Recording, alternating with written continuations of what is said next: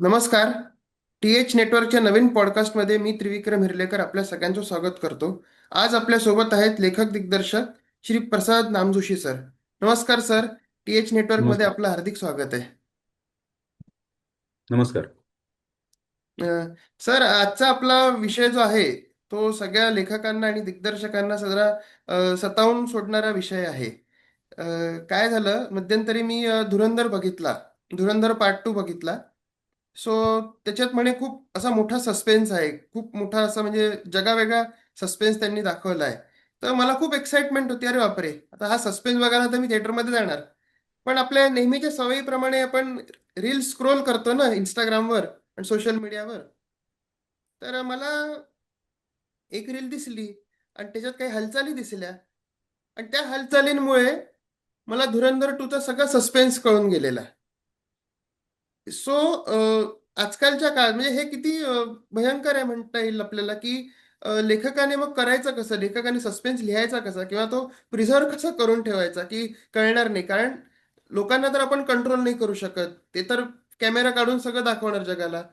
पण त्या नादात या क्रिएटिव्हिटीची वाट लागते किंवा या क्रिएटिव्हिटी कॉम्प्रोमाइज होते, असं तुम्हाला वाटतं का? म्हणजे त्याच्यावर काय आपल्याला करता येईल?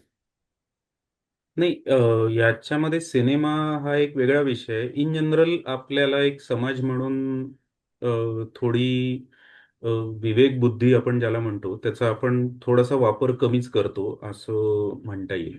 हो. कारण कुठलीही गोष्ट गरज नसताना जगाला ओरडून सांगायची सवय आपल्याला लागून गेली आहे. आणि या सोशल मीडियामुळे ते खूप सोपं झालंय. म्हणजे अगदी साधी साधी उदाहरणं जरी आपण घेतली तरी लोक जेवायला जातात हॉटेलमध्ये आणि ते अन्न येतं ते बिचारा कोणीतरी कुकनी विचार करून तयार केलेलं असतं. काहीतरी त्याच्या प्लेट्स असतात, त्याचं काहीतरी रंगसंगती असते आणि आपल्या सगळ्या सांस्कृतिक याच्यामध्ये ते सगळं बघून त्याचा आस्वाद घेणं वगैरे असं सगळं आहे. पण आपण आधी फोटो काढतो त्याचे. हो. म्हणजे आणि मग ते कोणाला तरी सांगतो, पाठवतो वगैरे, वगैरे. तर मला असं वाटतं, की आपण आपले पैसे देऊन जर आपल्या आनंदासाठी खातोय, तर आपण ते खावं ना आधी. येस. काय फरक पडतो मी काय खाल्लं हे तुला नाही कळलं तर. पण त्या भानगडीमध्ये काय होतं, की मला माहिती झालेली, मला कळालेली, मला हवी असलेली कुठलीही गोष्ट मी जगात सगळ्यांच्या आधी सगळ्या लोकांना ताबडतोब मी सांगून टाकतो. मग ती खरी असो, खोटी असो, ओके. त्याला काही अर्थ असो, नसो. मग कितीतरी अफवा अशा पसरतात. कुठलीतरी गोष्ट असते, कोणीतरी पाठवतो, आपण विचार न करता पलीकडे पाठवतो. तर सगळ्या समाजामध्ये हे खूप सातत्याने सुरू आहे. ओके. आता ते सातत्याने सुरू असल्यामुळे आपोआपच सिनेमा काही समाजाच्या बाहेरची गोष्ट नाहीये. सिनेमालाही तो इम्पॅक्ट पडणारच आहे. म्हणजे सिनेमावर परीक्षणं पूर्वी यायची लिहिलेली, की हा सिनेमा असा आहे, तसा आहे, याच्यात हे आहे, ते आहे, ते आहे. आणि ते सल्ले द्यायचे, की हा सिनेमा बघा, हा सिनेमा बघू नका, वगैरे, वगैरे. आणि हे काही नवीन नाहीये, खूप जुनं आहे. म्हणजे तुम्ही जर Google केलं तर शोले सिनेमाविषयीचं टाइम्स ऑफ इंडियामध्ये आलेलं परीक्षण तुम्ही वाचा. ओके. त्याच्यात असं लिहिलंय, की हा एक फालतू ॲव्हरेज सिनेमा आहे. काही अर्थ नाही या सिनेमाला, वगैरे, वगैरे. फोटो तर त्याच्यामध्ये मला वाटतं आपली हेमा मालिनी आणि हे ए.के. अंगल ह्यांचा फोटो आहे त्या याच्यामध्ये, की म्हणजे तो ओके. सिनेमा आता बघताना आपल्याला लक्षात येईल की तो सिनेमा काय, कशाबद्दल आहे, वगैरे, वगैरे. अनेक यांचे उल्लेख सुद्धा नाही आहेत. आणि एक एक ॲव्हरेज सिनेमा आहे आणि फार काही नाही बघितलं तरी चालेल असं होतं. पण लोकांनी बघितला सिनेमा आणि तेव्हाही भरपूर लोकांनी बघितला. हो. आताही पुढच्या पिढ्या तो सिनेमा बघते आहे. म्हणजे अ, हे सांगण्याची ही पद्धत जुनीच आहे आणि लोकं त्याच्याकडे दुर्लक्ष करतात हेही जुनंच आहे. म्हणजे आता तू म्हणलास, की धुरंधरचा आधीच त्यांनी सस्पेन्स काढला. हम्म. तर धुरंधर फ्लॉप व्हायला पाहिजे होता ना मग. हो, हो, हो. तसं नाही झालं. म्हणजे नाही. लोकांनी तरी जाऊन बघितला तो सिनेमा. म्हणजे त्याच्याहीकडे लोकं लक्ष देत नाही असाही एक मुद्दा आहे. ओके. तर ही एकूण सामाजिक परिस्थितीचा हा परिणाम आहे. हा काही एका विशिष्ट सिनेमाला करण्याचा म्हणजे लाईव्ह ट्वीट नावाची पण एक गोष्ट असते. म्हणजे लोकं लाईव्ह ट्वीट करतात सिनेमा बघता-बघता, येस सर. की आता याची एंट्री झाली, काही खास नाहीये. हा सीन आता सुरू झाला, इतकं काही इंटरेस्टिंग नाही वाटत. आता हा आला तर बघूया काय होतंय ते वगैरे. म्हणजे लाईव्ह कॉमेंटरी केल्यासारखं ते आलं. करतात. एकूण मिळून सगळा मूर्खपणा आहे. त्याच्यात काहीच शंका नाही. मुळात चित्रपटाविषयी चित्रपट ज्याला समजतो, ज्याला त्यातलं काही कळतं, असे लोकं सोडून बाकी सगळी दुनिया त्याच्याविषयी आपल्याला कळते असं समजून लिहिते, वाचतात, बोलतात. आणि आपल्या देशामध्ये सिनेमा, राजकारण आणि क्रिकेट या 3 विषयावर बोलायला काही विद्वत्ता लागत नाही. नाही. क्वालिफिकेशन लागत नाही. कोणी उठतं आणि कुठल्याही विषयावर बोलतो. आलं लक्षात. म्हणजे विराट कोहलीनी कसं खेळावं किंवा अमुक अमुक सिनेमा कसा निर्माण करावा आणि आता आपण कोणते निर्णय घेतले पाहिजेत, इराणच्या युद्धामध्ये आपण काय केलं पाहिजे हे प्रत्येकाला माहिती आहे आपल्या देशातल्या. हम्म. आणि मग ते बोलत असतात. त्यामुळे याच्यातनं सिनेमा सुटला नाहीये. आता काय करावं, तर काय आपलं जे चाललंय ते करत राहावं. म्हणजे मी काय करू, समजा माझा सिनेमा आला आणि लोक जर त्याच्याविषयी बोलत असतील आणि आधीच सांगून टाकत असतील एखादा सस्पेन्स थ्रिलर सिनेमा, तर लोक मूर्ख आहेत. कारण तुम्ही सिनेमाला लोकांना जाऊ द्या, त्यांना तो आनंद मिळवू द्या. काय आवडला तर ते आवडलं म्हणतील, नाही आवडलं तर नाही आवडलं म्हणतील. नाही पण म्हणलं. त्यांना ड्राईव्ह करायला लोकांना हम्म. फार आवडतं, की मी सांगितलं, मी पहिल्यांदा सांगितलं. म्हणजे हे थ्रिलर किंवा असे नाही तर एखाद्या वाईट घटना सुद्धा लोक घाईघाईने सांगतात. म्हणजे एखाद्याचं लग्न जमलं ही या गोष्टीपेक्षा एखाद्याचा डिव्होर्स झाला ही गोष्ट जास्त आनंदाने लोक सांगतात एकमेकांना. कारण मग आवडतच आहे, आवडच अशी आहे म्हटल्यावर आता काय, आवड आहे, वेळ आहे, करायला काम नाही किंवा करण्याची गरज नाही आणि डेटा फुकट आहे. आता इंस्टाग्राम आणि हे तुम्ही पेड करा ना सबस्क्रिप्शन बेस. आता 50% पब्लिक गायब होतो त्याच्यावरनं. आलं लक्षात. ते सगळं फुकट आहे आणि स्वस्त वाटतं आपल्याला. आणि आपण, आपली लायकी काय आहे, आपण कोण आहोत, ते पुलंनी म्हटल्याप्रमाणे आपण उंदीर माराच्या विभागात कामावर आहोत आणि आपण अमेरिकेच्या आर्थिक आघाडीवर बोलतो, वा. तसं आहे. मग आता काय करायचं, तर काही नाही करायचं. म्हणजे मी असं म्हणतो की काय आता करणार, म्हणजे काही नाही करायचं. लोक वेडे आहेत, त्यांना वेडेपणा करू द्यायचा. आणि तो अनेक वर्षांपासून करत आलेत, की आजचेच लोक वेडे आहेत अशातला भाग नाही. फक्त काय होतं ना, की आधीचा जो वेडेपणा होता तो आपल्यापर्यंत पोहोचत नव्हता. पोचत नव्हता हा. म्हणजे कुठेतरी नागपूरमध्ये काहीतरी लोक वेड्यासारखे वागत होते, माझ्यापर्यंत पोहोचायला खूप उशीर लागत होता. आता ते लाईव्ह आणि सोशल मीडिया आणि हे तेमुळे तो सगळा वेडेपणा अंगावर आलाय. म्हणजे तुम्ही फेसबुक उघडलं की लगेच मला बंद करावंसं वाटतं बरेचदा. कारण बरोबर. त्याच्यात इतका वेडेपणा आणि इतकी प्रत्येक जण हुशारी दाखवत असतं, की असं वाटतं जाऊ दे, नकोच वाचायला आपण हे. तर अशी परिस्थिती आहे, समाजाचीच परिस्थिती तशी आहे. आलं तर लक्षात. आपण आता काही करू नाही शकत त्याला. ओके. सर, आता माझा दुसरा प्रश्न असा असेल की आता आजकाल जे तुम्ही सिनेमे बघितले, तर सगळ्या गोष्टी म्हणजे सस्पेन्स थ्रिलर मोस्टली, तर काही एखादं कृत्य करायचं असेल किंवा एखादं इन्व्हेस्टिगेशन करायचं असेल, तर सगळ्यात पहिले त्यांच्या मनात सगळं ते करतात, सेटिंग वगैरे सगळं करतात. पण नंतर एक वाक्य नेहमी बोलतात की सीसीटीव्ही फुटेज चेक करा. तर हे जे सीसीटीव्ही आता आलेलं आहे, सीसीटीव्ही नावाचं जे हम्म. माध्यम आहे, सो हम्म. त्याच्यामुळे ना लेखकांमध्ये किंवा जे विचार करणारे आहेत, गोष्ट लिहिणारे, कॉन्सेप्ट डेव्हलपर्स वगैरे, सो ते ह्याच विचार करतात की अरे यार, इथे सीसीटीव्ही आहे, आता याने ह्या खून करेल, हा आपला जो विलन आहे हा खून करेल, पण तो सीसीटीव्ही आहे तिथे. त्याच्यामुळे त्याच्यात एक अडवणूक येते त्या थॉट प्रोसेसमध्ये, किंवा तो सीसीटीव्ही आला मनात की तो ते बदलतो. तर या हम्म. सीसीटीव्हीमुळे हे लेखनीय बदल बरेच आत्ताच्या काळात घडलेले आहेत. तर याच्याविषयी तुम्हाला काय वाटतं की हे कसे आपण ते हा, नैसर्गिक आहेत. याचं कारण असं आहे की जसे जसं तंत्रज्ञान येतं, ते तंत्रज्ञान लेखकाला त्याच्या सिनेमात अडॉप्ट करावं लागतं. बरोबर. कारण जर केलं नाही तर प्रेक्षकांच्या मनात हा प्रश्न निर्माण होऊ शकतो की अरे, हे एवढं झालं आणि इतकी मोठी ती इमारत आहे आणि तिकडे डॉक्टरचं केबिन आहे, इकडे सराफाचं दुकान आहे हा हा. आणि तिथे खून झाला तर कसं काय सीसीटीव्हीत कळलं नाही. ओके. हा हा. तर हा विचार लोकांनी करायच्या आधीच तो लेखक करतो. ओके. हा. कारण त्याला करणं भाग आहे. जेव्हा जेव्हा तंत्रज्ञान नवीन येतं तेव्हा लेखकाला हा विचार का, म्हणजे काळाबरोबर त्याला राहावं लागतं. विशेषतः या पद्धतीचं काम करताना, या पद्धतीचे विषय हँडल करताना. आणि हे अनेक वर्षांपासून चाललंय. म्हणजे तुम्ही जर जुनं शेरलॉक होम्स ओरिजिनल जे लिहिलेलं आहे हम्म. ते वाचलं, तर तेव्हा यातले काहीच तंत्र नव्हतं ना. हा, तेव्हा गाड्या नव्हतं. पण नव्हत्या. बग्गीतून जाणारा शेरलॉक होम्स होता, म्हणजे कोकेन घेणारा शेरलॉक होम्स होता. कारण तेव्हा तो, त्यांनी त्रासदायक पदार्थ आहे किंवा ते तो घेऊ नये हेच माहित नव्हतं. हम्म. जसं सिगरेटमुळे कर्करोग होतोय माहिती व्हायला आणि ते ऍक्सेप्ट करायला बराच वेळ लागला, तोपर्यंत स्त्री पुरुष सिगरेट ओढत होते. बरोबर. तर तसंच ते होतं. आता ते बदलत गेलंय, त्याप्रमाणे मग लेखकाला बदलायला लागतं. आणि तुम्ही जर बघितलं असेल तर शेरलॉक होम्सची जी नवीन सिरीज आहे हम्म. त्याच्यामध्ये त्याचे इन्व्हेस्टिगेशन आजच्या काळानुरूप बदललेलं आहे. हो हो हो. पूर्वी असं होतं की अमक्या ठिकाणून तो तमक्या ठिकाणी त्याची बॉडी यायला इतका इतका काळ लागत असेल, कारण तो रेल्वेने येईल किंवा काय तत्सम याने येईल. असा होम्स विचार करायचा. अच्छा. आता तो होम्स त्याचं बॉडी टेम्परेचर बघतो, मोबाईलवर काहीतरी हे बघतो, तो ऍप वापरतो. असं करावं लागलं ना त्यांना, आणि असं हम्म. रिराईट करून त्यांनी पुन्हा एकदा होम्सची सिरीज केली आहे. अच्छा. तर हे करावं लागतं. म्हणजे अगदी उदाहरण देतो तुम्हाला आपल्या भारतीय सिनेमांचं. वर्षानुवर्ष लॉस्ट अँड फाउंड आपल्याकडे फॉर्म्युला आहे की दोन भाऊ, तीन भाऊ लहानपणी हरवले आणि मग मोठे झाल्यावर ते भेटले. मग एक हिंदूच्या घरात, एक मुसलमानाच्या घरात, एक येस ख्रिश्चनाच्या येस. घरात वगैरे. असे अनेक गोष्टी आहेत. अचानक भेटलेले भाऊ हे कुठे हरवत होते, तर हे कुंभ के मेले में बिछडणं असं हा एक हा. प्रकरण होतं. कुंभमेळ्यामध्ये हे हरवत होते. यावर्षी कुंभमेळा आहे. मला आठवतं मी यापूर्वीचा जो कुंभमेळा झाला होता नाशिकला, मी गेलो होतो. त्या माझा एक मित्राबरोबर कुंभमेळ्यात गेलो होतो बघायला काय असतं वगैरे वगैरे. आणि आम्ही घरून तर एकत्र निघालो त्याच्या घरून, आणि त्या गर्दीमध्ये आम्ही खरोखरच हरवलो. म्हणजे मी वेगळ्या ठिकाणी गेलो आणि इतकी ती गर्दी होती. पण आम्ही घरी आलो ना, म्हणजे मी घरी आलो. नाशिक हे काही माझं शहर नाही, पण मी माझ्याकडे फोन होता, त्याच्या इकडे फोन होता. मग आम्ही फोन बिन केलं, इकडे ये तिकडे तिकडे. मी घरी पोहोचलो.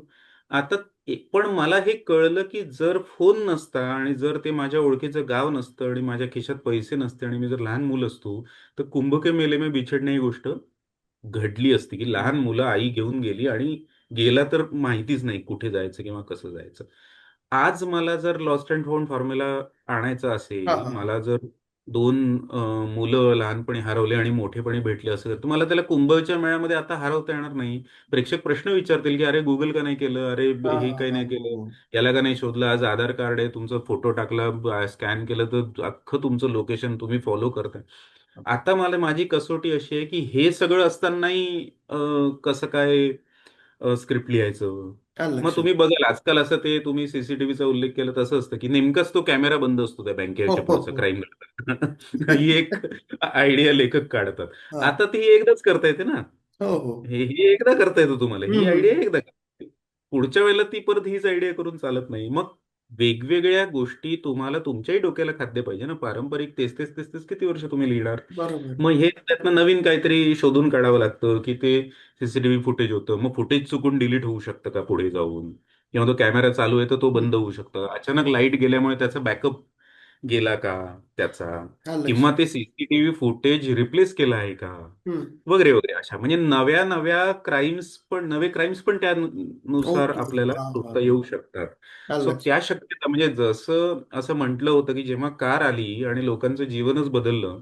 एकाने छान कमेंट केली होती की लोकांचं कारनी जीवनाच्याही संकल्पना बदलल्या आणि मृत्यूच्याही बदलल्या. आपल्या ओके. लक्षात येतं. कारण कारखाली येऊन लोक मरू लागले ना. तोपर्यंत ही गोष्टच माहित नव्हती. व्हेइकल ऍक्सिडेंट हा प्रकरण नव्हतं, व्हेइकलच नव्हते. Yes sir. तसं ही पण गोष्ट वाढली. त्याच्यामुळे सीसीटीव्हीनी अडचणी निर्माण झाल्या. पण सीसीटीव्ही माझ्याकडे नवीन माध्यम आलं आणि त्याच्यातनं तो पण नवीन गोष्टी इव्हॉल्व होऊ लागल्या. मग कितीतरी सिनेमांमध्ये आता मोबाईल तुमच्याकडे अविभाज्य भाग आहे. तुम्ही मोबाईल आणता आजच्या कथेमध्ये. पूर्वी तो आणता येत नव्हता. फोन केला, मग तो ट्रंक कॉल लावायचा वगैरे, अशा स्टोऱ्या होत्या पूर्वी. आता मोबाईल आहे तर इन्स्टंट. पण मग मोबाईलची रेंज जाते, मोबाईलमध्ये काहीतरी याचा कॉल त्याला जातो, मोबाईलचा कॉल रेकॉर्ड करता येतात. मोबाईल लोक मुद्दाम बंद करतात, ते ब्लूटिक ऑफ करून ठेवतात, रिप्लाय करत नाही. याचा रिप्लाय तो करतो. मग असं काय काय काय काय नव्या नव्या कथा त्याच्यातनं नवीन शक्यता निर्माण होतात. नवीन म्हणजे शक्यता. जसं तंत्र बदललं तशा काही गोष्टी तुम्हाला बाजूला कराव्या लागतात. काही गोष्टी नव्याने स्वीकाराव्या लागतात. आणि हा जसा जीवनाचा अविभाज्य भाग आहे. म्हणजे जसं जुनी गोष्ट गेली आणि नवीन लोक ओरड करतात की अरे बापरे, आता काय होईल, आता काय होईल, आता काय होईल. तसंच आहे ते. म्हणजे काही जेव्हा अ, अ, पुस्तकं छापली गेली हा तेव्हा हा. लोकांना असं वाटत होतं की अरे बापरे, आता तर काय सगळ्यांना ज्ञान मिळणार, असं कसं बरोबर. होईल.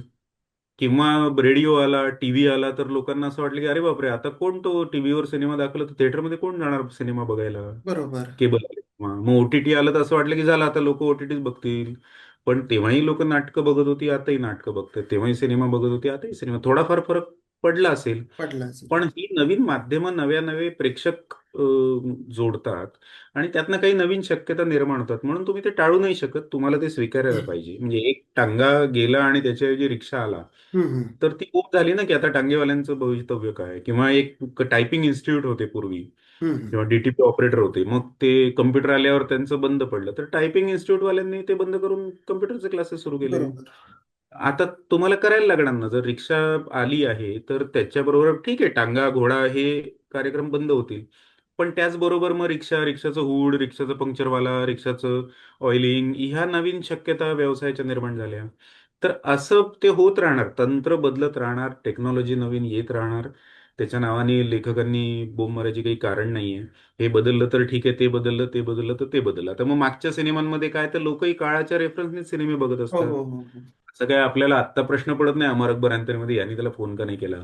तर नव्हतेच फोन, त्याच्यामुळे नाही केला फोन. इतकं ते म्हणजे सिनेमा बघताना आपण त्या माइंडसेटमध्ये जातो ना, तो काळ दिसतो आपल्याला व्हिज्युअली. आपल्याला कळतं की 70ची गोष्ट आहे, ही 80ची गोष्ट आहे. हे प्रश्न आपल्या मनात येत नाहीत, येऊ पण बरोबर. नाही. चांगल्या प्रेक्षकाचं ते लक्षण नाही.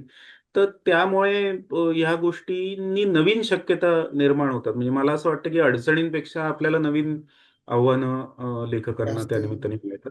आणि एक वेगळी मजा वेगळी त्याच्यामध्ये मजा असते. असते. वेगळं वेगळं वेगळं चॅलेंज असतं. Yes sir. तुम्ही एक खूप छान सांगितलं आता की या सगळ्या गोष्टींमुळे आणि या सगळ्या नवीन पद्धतींमुळे लेखकाला आव्हानं येतात आणि तो त्याच्यावर सोल्युशन काढण्यासाठी नवीन कल्पनांचा वापर करतो. पण सर आजकाल काय झालंय माहिती आहे का, म्हणजे आपलं नेक्स्ट क्वेश्चन त्याच्याशी रिलेटेड आहे की एखादी सस्पेन्स फिल्म असेल किंवा ज्याच्यात हु डन इट फिल्म असेल ना, तर फिल्म सुरू होते पडद्यावर आणि प्रेक्षकांना लगेच अंदाज लावायला लागतो की अरे हे असं सेटिंग आहे, अरे हे असं होत आहे, अरे हे असं होत आहे.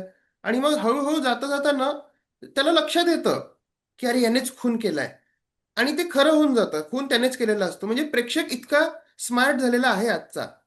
सो त्याच्यामुळे काय होतंय ना, लिहिणं खूप कठीण जाते, कारण की तुम्ही तुम्ही स्वतः प्रेक्षक म्हणून लिहिताना विचार करतो ना आपण. आणि लिहितोय लिहितोय आणि मग मला असं वाटतं की अरे यार हे कळेल लोकांना लगेच, हे कळेल ह्याच्या सस्पेन्समध्ये दमच राहिला नाही आजकालच्या. सो कारण प्रेक्षक इतका स्मार्ट झालेला आहे. सो आता याच्यावर काय आपण करू शकतो? अ, मी याच्याकडे दोन दृष्टिकोनातून बघतो. एक तर लोक सिनेमा जेव्हा बघतात, सस्पेन्स पद्धतीचा सिनेमा, तेव्हा लोक अंदाज लावत असतात, हे बरोबर आहे. म्हणजे हम्म, आजचेच नाही, पूर्वीचेही लावत होते. आणि कायमच आपण नैसर्गिक आपली भावना आहे की अरे हम्म. हा असेल, तो असेल, याने केलं असेल, त्याने केलं असेल. त्यासाठी तो सस्पेन्स थ्रिलरही सिनेमा असण्याची गरज नाही. अगदी नाही. सासू सोन्यांच्या सिरियल बघताना सुद्धा जर ते बघणारे जे प्रेक्षक वर्ग आहे आपला, त्यांच्याशी बोललं किंवा त्यांचं बोलणं ऐकलं तर त्यांना असं वाटत नाही, हीच बदमाश आहे, तीच दुष्ट आहे वगैरे, असं ते सहज सहज बोलत असतात. तर याच्यामध्ये काय असतं, दोन प्रकार असतात. एक तर मला असं वाटतं की असं असं होणार आहे किंवा हा खुनी आहे, आणि मी चित्रपट शेवटपर्यंत यासाठी बघतो की माझा अंदाज बरोबर आला की नाही. हा. आणि तो अंदाज बरोबर आला तर मला आनंद मिळतो. ओके. वाव. सही. म्हणजे मला असं वाटतं की मी पण त्या डिरेक्टर इतका हुशार आहे, मलाही हम्म, बरोबर कळलं होतं, माझाही अंदाज बरोबर आला. आपण क्रिकेट बघतो, आयपीएलच्या मॅचेस बघतो, आपल्याला आपण चर्चा करतो ना की हा जिंकणार, तो जिंकणार, तो जिंकणार. मग तुला माहितीच आहे, इतका तुझा अभ्यास झाला आहे त्या आयपीएलचा, तर बघतो कशाला तू तू ते त्याचा अंदाज खरा करण्यासाठी बोल. आणि बघ 10 ठिकाणी तो सांगतो की मी म्हटलंच होतं आधीपासून आरसीबी जिंकणार म्हणजे जिंकणार. त्याला ते माहिती असतं. दुसरा प्रकारचा जो प्रेक्षक असतो त्याचा अंदाज खोटा ठरतो, म्हणजे हम्म, त्याला लक्षात येत नाही. त्यातही एक आनंद असतो की अरे यार, माझ्या लक्षात नव्हतं आलं. म्हणजे त्याच्यासाठी ते सस्पेन्स असतं. त्याच्यासाठी एक ती वेगळं वेगळं थ्रिल असतं की हे लक्षात आलं नव्हतं. हे त्या तुमच्या ज्या राईड्स असतात, तुम्ही जेव्हा वेगवेगळ्या काय डिझनीलँड असेल किंवा कुठेही जाता आणि त्याच्या राईड घेता किंवा बंजी जम्पिंग करता किंवा काहीतरी वरनं खाली तुम्हाला माहिती आहे ना की याने भीती वाटणार आहे. हो हो. तुम्हाला दिसतानाच कळतं ना, ते पाळणा असा भिसा तसा येतो, तर मग तुम्ही बसता कशाला? हम्म. बसून ओरडता परत.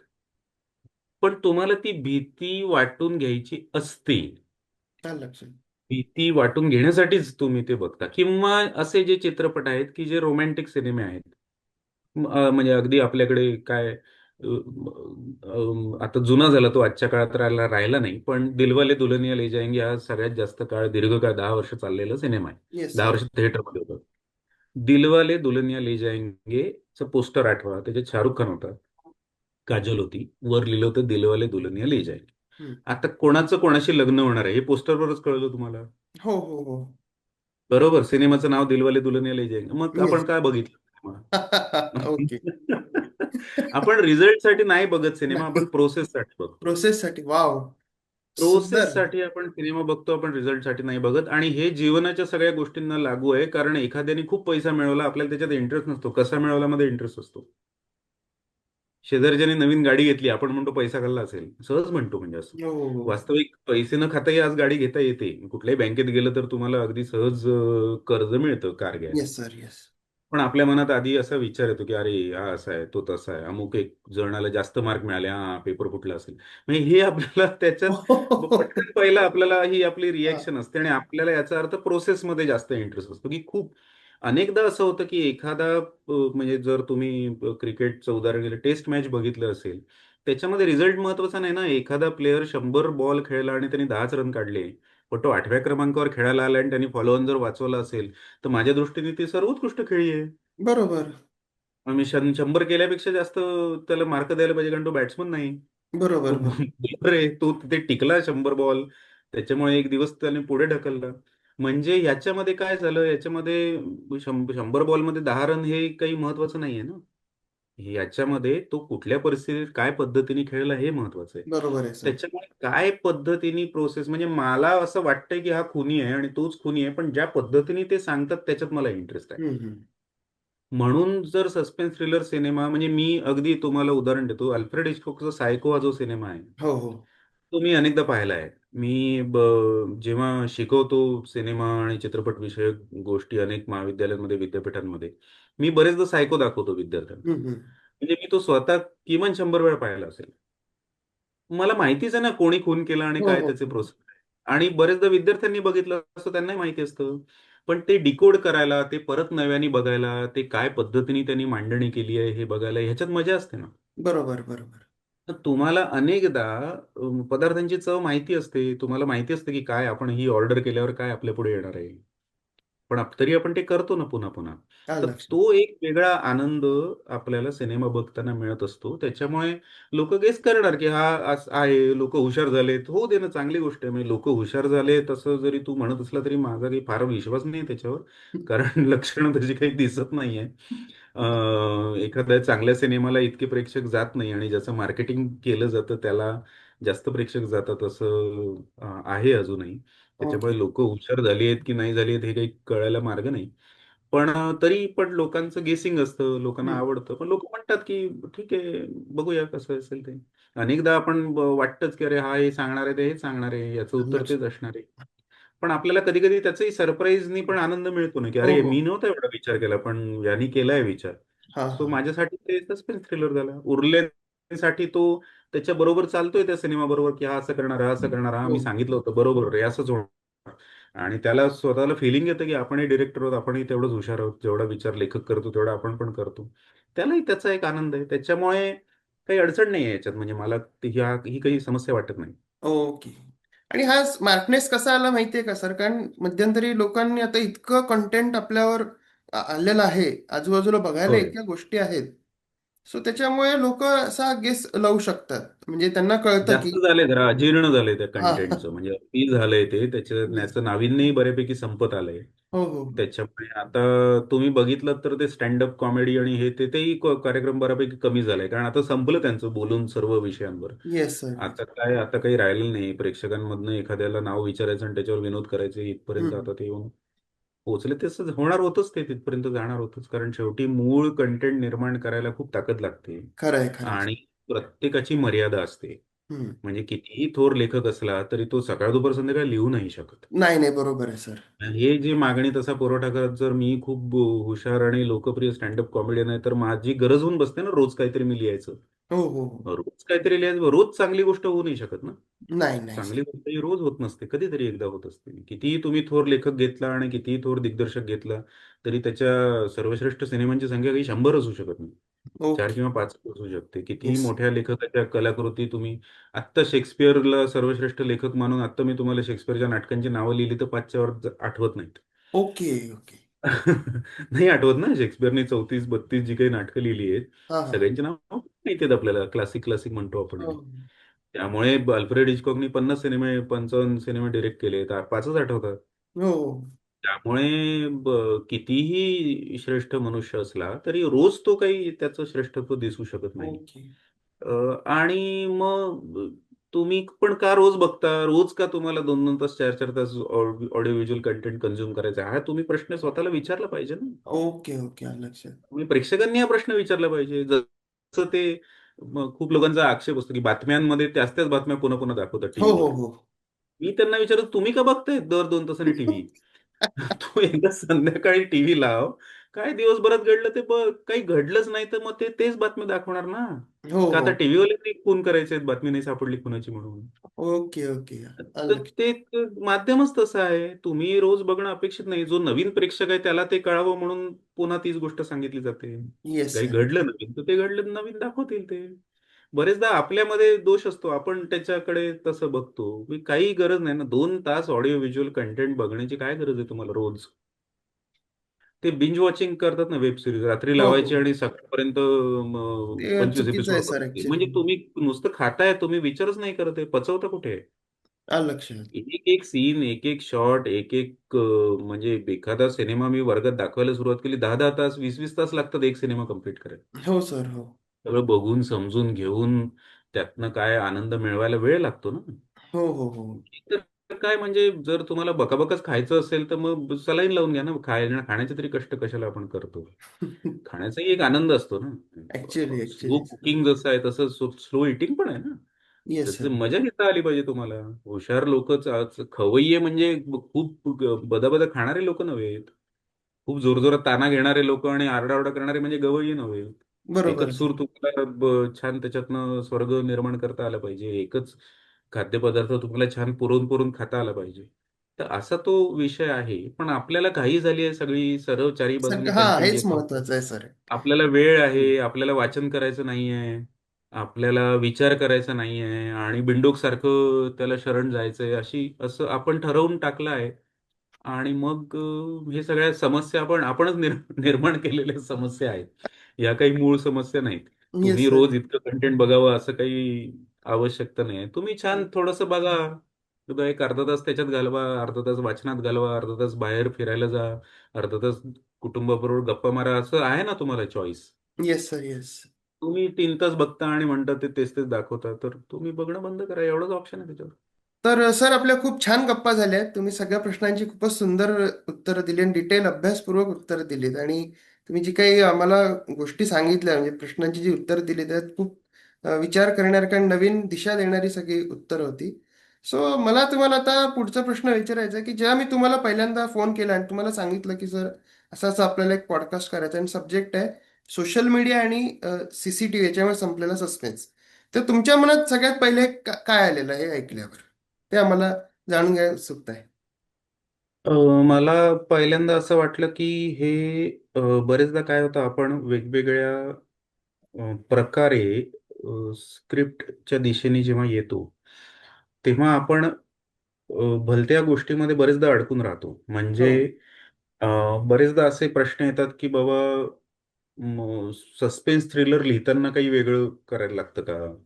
किंवा रोमॅन्टिक लिहिणाऱ्याला काही वेगळं करावं लागतं का? तर हे काय आहे, हे मुळात ही पुढची गोष्ट आहे. मुळात लिहिता येतं का हा पहिला मुद्दा त्याच्यामध्ये येतो. एखाद्या लेखकाचं एखादं जॉनरा असू शकतं, एखाद्याला असं त्यातलं काहीतरी गवसत असतं आणि त्या पद्धतीने तो पुढे-पुढे लिहित जातो आणि त्या पद्धतीचं लिखाण तो करतो. ही पुढची पायरी आहे. पहिली पायरी म्हणजे तो लेखक असतो त्याला चांगलं लिहिता येतं हा पहिला मुद्दा आहे. म्हणजे तो कुक असायला लागतो. मग तो एखादं त्याचं स्पेशालिटी कुकिंग असेल म्हणजे उरलेल्या गोष्टी त्याला करता येत नाही असं नाही. ती गोष्ट जमते, आवडते आणि म्हणून ती गोष्ट तो पुन्हा-पुन्हा करत असतो. म्हणजे जेफ्री आर्चर सारखा लेखक असेल आपण बघतो काय पद्धतीचे त्याचे क्राईम थ्रिलर्स असतात. तर याचा अर्थ त्याला काही रोमॅन्टिक लिहिता येणार नाही अशातला भाग नाहीये. पण त्याला हा जॉनर आवडत असेल आणि त्या पद्धतीने तो लिखाण करत असेल. तसंच सस्पेन्स लिहिणाऱ्याला काही फार वेगळं करावं लागतं अशातला भाग नाहीये. एकदा त्यानी असं ठरवलं, की माझा हा जर्म आहे आणि या पद्धतीने मला जायचं आहे आणि या पद्धतीने गोष्ट घेऊन जायची आहे. तर त्याचं जे स्किल आहे लिखाणाचं किंवा त्याचा स्क्रीन प्लेचा जो खेळ आहे, तो त्याला खेळता येतो की नाही असा तो मुद्दा आहे. ओके. म्हणून आपण बघतो, की म्हणजे एखादा विराट कोहलीसारखा क्रिकेटर असतो, टेस्ट मॅचही त्याच पद्धतीने खेळतो, टेस्ट मॅचच्या पद्धतीने, वनडेच्या पद्धतीने खेळतो आणि तो T20त त्या पद्धतीने खेळतो. त्याचा जो काही पॅटर्न असतो तो तेवढ्यापुरता, त्या खेळापुरता तो बदलतो. पण तो चांगला क्रिकेटर असायला लागतो आधी. हो हो. आधी तो चांगला बॅट्समन आहे, फिट आहे, त्याच्यासाठी ज्या काही गोष्टी करायला पाहिजे त्या सगळ्या तो करतो. आणि मग या फॉर्मॅटनुसार तो त्याला स्वतःला तिथे तात्पुरता मोल्ड करतो. तर सस्पेन्स थ्रिलर बरोबरच इतरही सगळ्या गोष्टींमध्ये या सारख्याच अडचणी आहेत आता प्रेक्षकांच्या दृष्टीने. म्हणजे असं की फक्त सस्पेन्स थ्रिलर मध्येच लोकांना खूप आता लोकांनी बघितल्यामुळे गोष्टी कळायला लागल्या अशातला भाग नाहीये. तुम्ही रोमांसमध्ये हाच विषय आहे, सोशल गोष्टींमध्ये हाच विषय आहे. आता नाही चालत ना अशा पद्धतीने तुम्ही काहीतरी लिहिलं आणि एकेकाळी ते प्रेझेंट होत होतं. म्हणजे तुम्ही काय म्हणता त्याला, आपल्याकडे अरेंज मॅरेज होत होते, लग्न झाल्यावर त्या स्त्री पुरुषांचं प्रेम होत होतं, एकमेकांना त्या गोष्टी कळत होत्या. आणि मग अशा काळामध्ये त्या यांनी प्रेयसीनी प्रियकराकडे बघितलं आणि त्यांचं प्रेम जमलं वगैरे असं लोकांना आवडू लागलं होतं ना थिएटरमध्ये येस. बघायला. कारण त्यांच्या आयुष्यात ते घडत नव्हतं. आता परत तुम्ही तेच दाखवलं तर लोक म्हणतील हा ठीक आहे, म्हणजे ते असं बरेचदा घडतं. म्हणजे आता आम्ही पण म्हणजे स्त्री पुरुष एकमेकांना भेटतात, लग्नाच्या आधी ओळख असते वगैरे वगैरे. मी हा काही आता मोठा विषय राहिलेला नाहीये सिनेमात घेताना. मग आता आज जर तो हम आपके है कौन सारखा सिनेमा आज केला तर आज बघतील का लोक, असा प्रश्न आहेच ना. हो हो. कारण ज्या पद्धतीचं लग्न व्हिज्युअलाइजच होत नव्हतं लोकांना, त्या पद्धतीचं त्यांनी दाखवलं. आज गल्लीबोळात अशी लग्न होतात. मग लोक म्हणतील ठीक आहे, आमच्या इकडे होतं काय एवढं विशेष नाहीये ते. तर असे सर्व प्रकारचे प्रश्न आता सर्व प्रकारच्या विषयांमध्ये हे येणार आहेत. हा. कारण काळ बदलतो त्याप्रमाणे लोकांची आवडनिवड बदलते, लोकांना अनेक गोष्टी आपोआप माहिती होतात. आणि मग त्याच्यामध्ये असं होत नाही. म्हणजे तुम्ही एक मला असं वाटतं त्रिशूल सिनेमामध्ये बहुतेक सिनेमाचं नाव मी चुकू शकतो. शक्ती कपूरच्या तोंडी एक डायलॉग आहे बहुतेक त्रिशूलमध्ये, तर तो म्हणतो की अमेरिका से एक नई मशीन आई है, उसका नाम है कंप्यूटर, और वो हर चीजें फटाफट कर देती है वगैरे. म्हणजे असं हो, त्याचा तो त्रिशूल डायलॉग. मध्येच आहे सर. हा, त्रिशूलमध्ये. हो हो. आता हा आता आज काय हे डायलॉग सांगायचे, म्हणजे आता कम्प्युटर ही गोष्ट कशी काय प्रेझेंट करायची, कम्प्युटर हम्म. सगळंच जगायचं ना आपल्याला. म्हणजे असं काहीतरी वेगळेपणा, वेगळ्या पद्धतीचं काहीतरी, वेगळ्या पद्धतीचं फूड. आता हे राहिलेलं नाही आहे मजा ही सगळी. आता सगळीकडे सगळं उपलब्ध आहे. तर हे सगळं आता लेखकाला विचार करायलाच लागणार आहे आता, आणि लेखक करत असतो याचा विचार, शहाणे लोक करत असतात. त्याच्यामुळे लिखाणाचं लॉजिक हे जागेवर आहे की नाही हे बघायला पाहिजे लेखकांनी. आपलं लॉजिक, आपलं डोकं, आपण लॉजिकली विचार करतो का नाही करत आहे, हा अच्छा. मुद्दा आहे. मग तो तो आजचा काळ असो का पूर्वीचा काळ असो, लॉजिक नुसार जाताय की नाही तुम्ही, पात्र ज्या पद्धतीची निवडली आणि सांगितली, ती पात्र त्यांच्या पद्धतीने तशी तशी वागतायत की नाही, का वेड्यासारखं मध्येच काल एक बोलला होता आणि आज एक बोललाय, असं नाही चालत ना त्याच्यामध्ये. तुम्ही जर येस. त्याला शास्त्रज्ञ दाखवलाय, तो जर तू हुशार दाखवलाय, तर तो रॅशनल असायला पाहिजे ना त्याच्या आयुष्यामध्ये. किंवा एखादी व्यक्ती देवभोळी दाखवली आहे तर ती पुढेही तशी तशा पद्धतीने असायला पाहिजे. त्याचं जर कॅरेक्टर बदलणार असेल सिनेमात, तर त्याच्यासाठी तेवढी मोठी घटना सिनेमात घडलेली दाखवायला पाहिजे. तर येस. हे जे लॉजिक आहे ते लिखाणाचं लॉजिक त्या लेखकाकडे आहे की नाही हा मुद्दा आहे. मग ते जर लॉजिक असेल तर मग ह्या बाकी सगळं हे क्राफ्टिंग आहे, छोट्या छोट्या गोष्टी आहेत त्या पॉलिश करून पुन्हा पुन्हा रिव्हिजिट करून दुरुस्त करता येण्यासारखे आहेत. त्यामुळे हे सर्व प्रश्न, म्हणजे जसं माध्यम त्या सिनेमामध्ये येतात, जशा गोष्टी येतात, त्याप्रमाणे ते बदलायला लागतं. आणि फक्त हे सस्पेन्स थ्रिलरलाच लागू आहे असं नाही, तर सगळीकडे अक्रॉस सर्व विषय या गोष्टींचा विचार लेखकांनी करायला पाहिजे आहे. कुठल्या काळात आपण सिनेमा करतोय, माझा प्रेक्षक कुठल्या काळातला आहे, आणि आपण काय गोष्ट सांगतोय, त्यांना कशा पद्धतीची गोष्ट आपण सांगू इच्छितोय, आपल्याला काय सांगायचं आहे, कशा प्रकारचा प्रेक्षक आपल्याला तयार करायचा आहे, ही पण जबाबदारी निर्मात्यांची आणि लेखकांचीच आहे. बरोबर सर. आणि ती त्यांना टाळता येणार नाही. आपणच जर मठ्ठ प्रेक्षक तयार करणार असू तर ते अजून अजून मठ्ठ होणार, आणि मग ओके. तुम्हाला मठ्ठच निर्मिती करायला लागणार ना. आलं. आपण त्यांना देतच नाहीये चांगलं खाद्य खायला, तर त्यांना माहितीच नाही चांगलं काय असतं, तर ते तसंच खाणार. तर ही पण जबाबदारी लेखकांची आहे, आणि ही ती त्यांनी घेतली पाहिजे. आलं लक्षात सर. खूप छान सर. खूप तुम्ही सुंदर उत्तर दिलं. आणि सगळे प्रश्न जे होते त्यांचं व्यवस्थित त्यांनी अ, अभ्यासपूर्ण तुम्ही की छान उत्तरं दिलेली आहेत, की सगळे आता जे होतं कन्फ्युजन होतं आणि जो मेन प्रश्न होता त्याचं उत्तर आता मिळालेलं आहे, सोल्युशन मिळालेलं आहे. सर खूप छान वाटलं तुमच्याशी बोलून. तुम्ही आमच्या TH नेटवर्कवर आलात, आपला वेळ दिला, तितक्या छान माहिती दिली, त्याबद्दल तुमचे खूप आभार. येस, धन्यवाद. तर हे होते प्रसाद नामजोशी सर. त्यांनी खूप छान पद्धतीने आपल्याला सगळं सांगितलं या विषयाविषयी. अ, तुम्हाला ही मुलाखत कशी वाटली हे प्लीज कमेंटमध्ये सांगा. व्हिडिओ आवडला असेल तर व्हिडिओला लाईक करा. चॅनलवर नवीन असाल तर चॅनलला प्लीज सबस्क्राईब करा आणि बेल आयकॉन दाबायला विसरू नका. भेटूया पुन्हा अशा एका नवीन मुलाखतीत. तोपर्यंत TH नेटवर्क प्लीज बघत राहा. थँक्यू.